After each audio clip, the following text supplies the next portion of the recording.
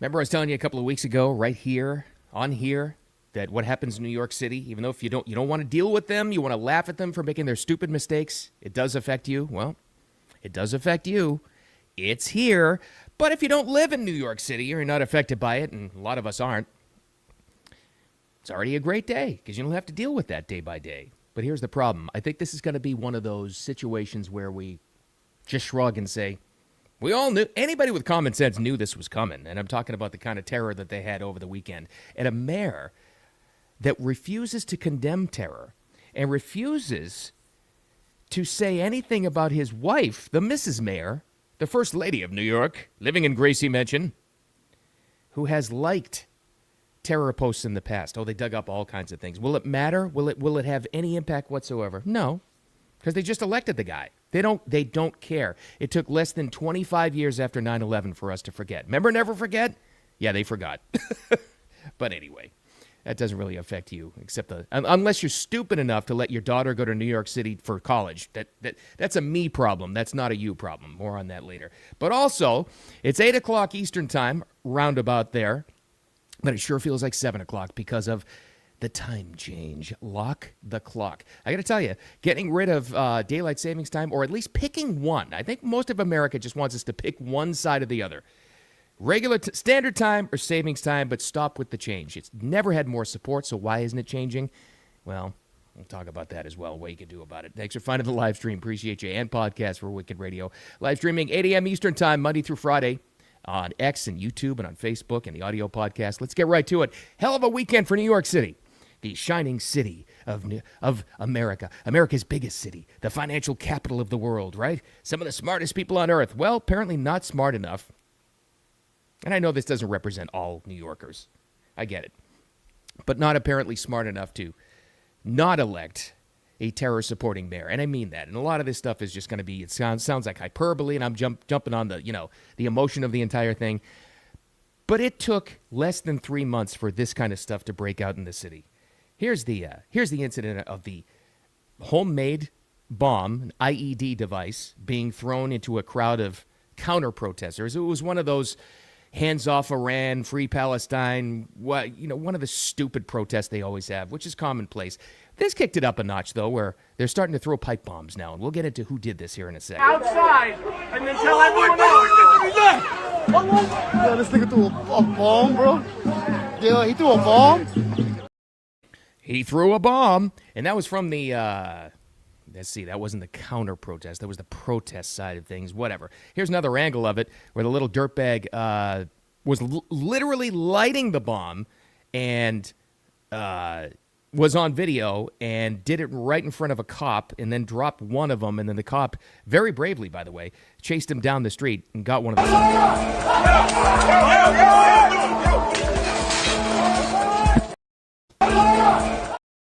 Got a nice city there, New York. Way to go. Okay, so what do we know about this? So it was downplayed, of course, by your favorite media outlets, counter-protesters. Questionable device found outside of the mayor's home in New York City after counter-protests. All the same crap. Nobody needs to tell you that. You know exactly how that gets reported until the New York City Police Department actually identified what the hell happened here, and they did a great job with this. At approximately 12:38 p.m., a counter-protester, identified as Amir Balat, an 18-year-old man, lit and threw an ignited device toward the protest area, landing in the crosswalk of East 87th Street and East End Avenue. Witnesses reported seeing flames and smoke as it traveled through the air before it struck a barrier and extinguished itself a few feet from police officers. Mr. Balat then ran southbound on East End Avenue toward 86th Street and gets a second device from a man tentatively ID'd as Ibrahim Nick, 19 years old. Mr. Balat lights the device and starts running with it. He then drops the device on the west side of East End Avenue between East 86th and East 87th Streets. Officers immediately secured the area, and they took both men into custody. Into custody. They're arrested. Now, if you follow this on Saturday all day long, you try to get some information on it. If you were aware of it, I know you were trying to have a weekend too. You know, it was just, you weren't getting that fact. You weren't getting that at all because they downplay this because of who's involved. You heard the names, so they, Islamophobia, you can't, don't offend them. Don't offend them. Okay, so that was the deal. And then information started to come out about these specific bombs. I even heard this. Some commenters, I shouldn't have gone into it, but I found this in some of your mainstream media outlets. We don't know about the things are thrown in protests and counter-protests all the time in that city. It's not, right. Okay. Well, Fox did a great job. One of their contributors, maybe you know this guy. You've seen him on TV before or follow him on social media. His name is Paul Morrow. He's a former NYPD investigator. And this is a little long. The audio is a little low, too, but it's worth it to hear what he says about the device. In his words, this is a game changer. And it is. Fox News has learned of a disturbing development involving the type of explosive used in the attempted attack and just how dangerous it is. Let's bring in retired NYPD Inspector Paul Morrow, who has more information on this device that was found. So it was a homemade device, Paul, but not necessarily a cheesy one, in other words. No, not at all, John. And I have to tell you, having done about 15 years' worth of this kind of work, counterterrorism work, this is a bit of a game changer. First of all, let me start by saying New York City got extremely lucky yesterday. TATP is enormously volatile. It is not very stable. It's extremely powerful. And it is the footprint, and if you go by past events, of serious bombing attacks. The London 7/7 attacks, Richard Reed's attempt on a plane. Many of us remember the Ariana Grande attacks outside the Manchester Arena. These are situations where you're well into double figures of people killed, never mind injured. So this was a very, very serious attempt, much more serious, I would argue, than it likely seemed to many right initially. And as to... Yeah. Notice how what he said there? First of all, he said game changer. He's right. It's here. It's here. And also said something very impactful there. All of those same incendiary kind of device, more on that in a second, what they call it, that was used in all those incidents that were where? What was the one was on a plane, but the other ones were where? Europe. Yeah, exactly right. Because of weak security laws, wide open borders. Yeah. Exactly what everybody's been afraid of. Now, what about this bomb? So more information comes out, and this was revealed on Sunday. I mean to laugh because it's so hideous. I don't think it's funny at all. But apparently, those in, what do you call it, the bomb-making industry? I don't know. What they found journals. Some of the investigators with the NYPD said this thing is called in terrorist circles, this particular bomb that could have been so much worse in New York City over the weekend is called, you ready? The Mother of Satan. Okay, there you go. Good work, New York. You've done it. You've done it again. Well, New York City's mayor, I am sure, came out very strongly condemning all this, right? And I know you've seen this, but I'm sure. I mean, this is where, it was near his house. You've got to come out and you have to condemn this, right? You have to find out immediately who did it and say they're bad people, right? Not him. Let's go to Mayor Zoran Mamdani. Again, 3 months into the administration. Didn't take long, did it? Here he is. I won't read the whole thing, but relevant to this, of course he condemns it in the milquetoast kind of way later on, but relevant to this is the beginning and how his statement starts. This is immediately after it happened. Yesterday, white supremacist Jake Lang organized a... What? Yesterday, white supremacist Jake Lang We're starting this off with white supremacy? Really? Now, I don't know a lot about Jake Lang. I've read up on him last night to find out all about this. Is that correct? Do me a ChatGPT or Grok. Is Jake Lang considered a white supremacist? And the way he's described throughout the media and by Democrats and far-left protesters, he is. But are you going to take their word for it? I don't know anything about him because they will call anybody that's center now far-right. But this is how Mamdani starts his statement. Yesterday, white supremacist Jake Lang organized a protest outside Gracie Mansion rooted in bigotry and racism. Was it?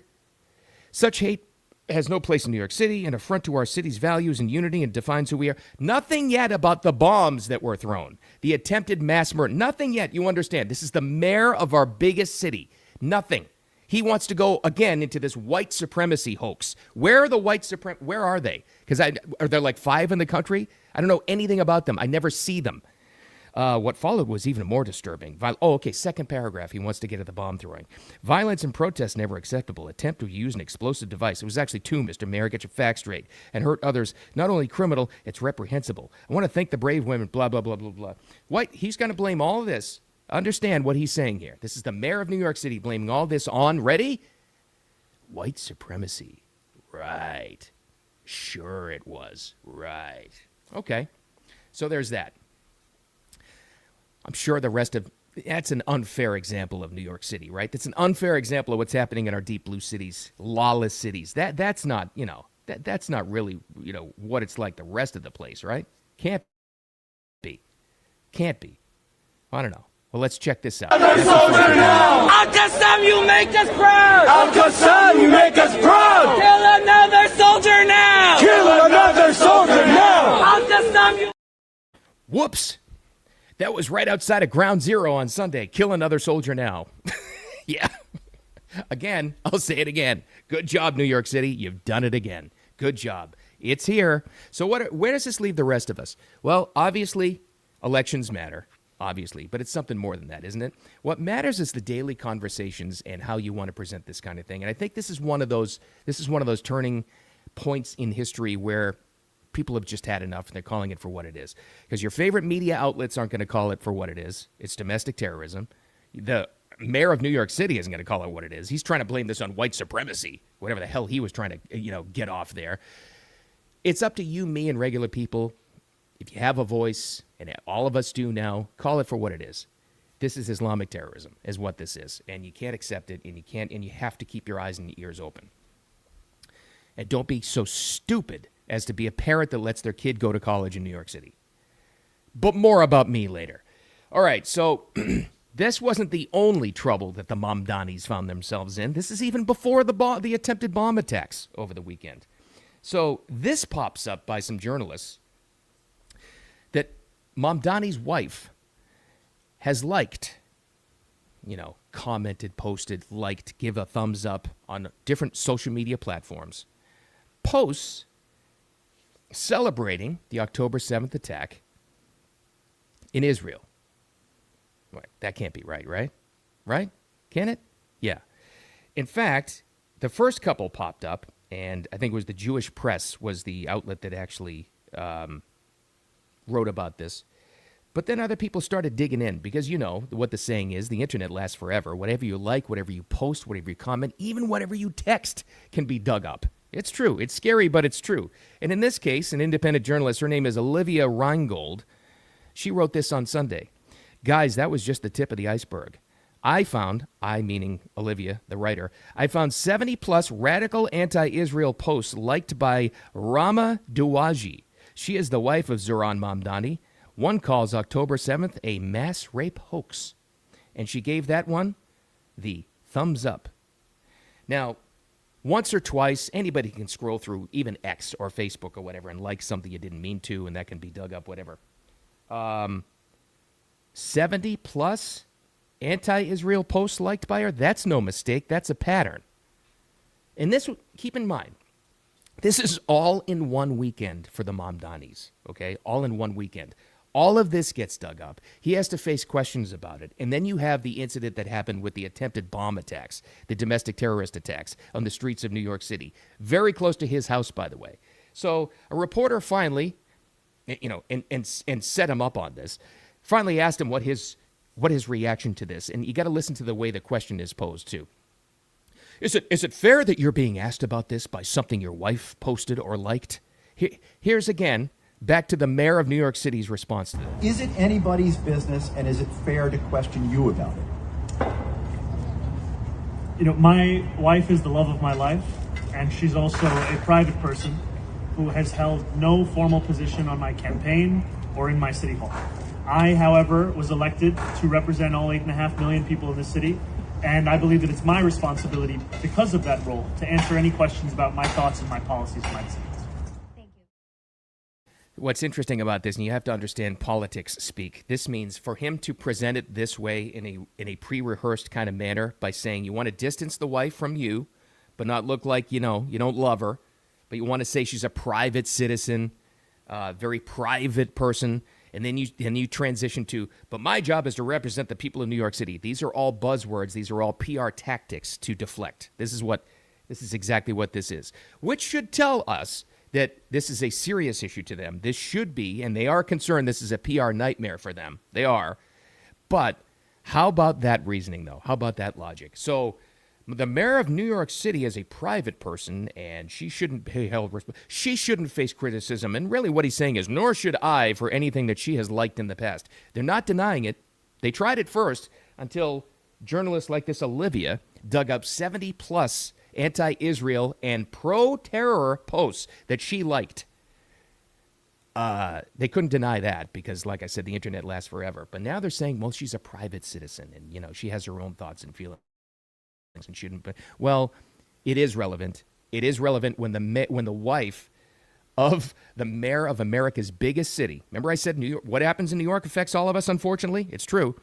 The wife of the mayor of America's biggest city is liking, therefore advocating for pro-terrorist posts and things that are written and articles and videos online. And some of them, by the way, other people had linked some of the things she had liked, some of the most horrific things you could ever find online. And you know how bad some things online are. She liked it, gave it a thumbs up. This is what you're dealing with here, and it does matter. But how about that reasoning, right? Well, she shouldn't have to face. She's a private citizen. She shouldn't have to attack this. Oh, okay.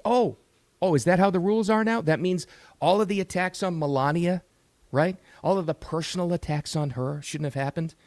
Going back to John McCain's wife. I remember, I don't know why that popped into my head. Remember John McCain, whether or not you like him, but they attacked his wife because she was a past beauty queen or something like that. Or Barbara Bush. Remember they attacked her? So wives and family members of politicians, remember how they've attacked all of the Trump kids, right, in their business dealings, and they got subpoenaed over nothing, and it was hoax after hoax after hoax. So is that the new rule now? Is that the new rule that family members of politicians aren't? Just because she got caught red-handed liking pro-terror posts, anti-Semitic posts? Is that where we are now? So remember that. And I hope anybody on the other side of things on the red team remembers that whenever a family member of a politician that happens to be Republican or conservative or America First is attacked. I hope they remember that. Throw that back in his face. Well, they're private citizens. This is the new game now. Wow. What a weekend. Again, I didn't go into this looking to talk about New York so much, but it does, unfortunately, what happens there does affect us. And it's here. But the takeaway is, stop pussyfooting around exactly what this is. It's domestic terror. Because unless you call it for what it is, you're stuck with people like that as the mayor of that city. And it's never going to get fixed. Demand change. You have to. All right, speaking of change, much more lighthearted, but it still affects you. And it does affect you. Cherry pick any study you want. Look at any write-up. Talk to your friends, family, whoever. People are greatly affected by these time changes. I know it sounds like a lighthearted kind of thing. It frickin' matters. It affects lives. There are more accidents in a time change, spring or fall. And there's never been more support for just keeping it one. All right? Now, when you're talking about keeping one or the other, standard time or daylight savings time, there's never been more support throughout the country. The first person I ever heard talking about locking the clock and picking one of them, and I think they leaned towards daylight savings time, was, believe it or not, Marco Rubio. He has been talking about this since 2004 and supporting it. And then you got Rick Scott supporting it as well. All kinds of support. Well, here's another guy that's jumped on board. He apparently has been in favor of locking the clock. Tommy Tuberville, the coach from Alabama. He's in charge of it, too. I just like to hear him talk. So here's what he says about it. And I know Alabamians are looking forward to more sunlight in the evenings as the spring forward this coming weekend. I have introduced the Sunshine Protection Act every year since I've been in D.C., which would make daylight savings time permanent at the federal level. Out of all the legislative efforts I've been part of, the thing I hear about most from Alabamians is their desire to stop changing the dang clock twice a year. Stop changing the dang clock twice a year, Tommy. Coach, get up there and lock the clock, would you? But he's right. We should just pick. Would you pick one, please? We can't even pass this. We can't even do this. But there are more important things to talk about, Bill. Yeah, I know, but this should be a simple one. It's got support. Anyway, hope you get through that time change, okay? I got to get out of here. But again, here's the takeaway. Be aware. Nobody, I get it. On a weekend, you want to hide from the news. You don't want to be bombarded by this stuff, horrific stuff happening like in New York City this past weekend. But you have to be aware. Hiding your head in the sand is not an answer. It's just not. You got to be aware, not let it affect your daily life and make you miserable. You got to be aware, but also call it what it is. This is where language matters. This is where how you talk about this stuff and write about this stuff matters. Call it for what it is. The kind of stuff happening, and it's just starting to happen now in New York City. Apparently we forgot already. Call it out for what it is, so you can stop it. Anyway, thanks for finding me. I appreciate you. Whew, sure feels like an hour earlier. I'm missing that hour already. Lock the clock, Tommy Tuberville. Thanks for finding me. I appreciate you on the replay as well on X and Facebook and YouTube. Audio podcast, too. Thanks for the downloads there. Make it a wicked awesome Monday. Get your hour back, and I'll talk to you tomorrow.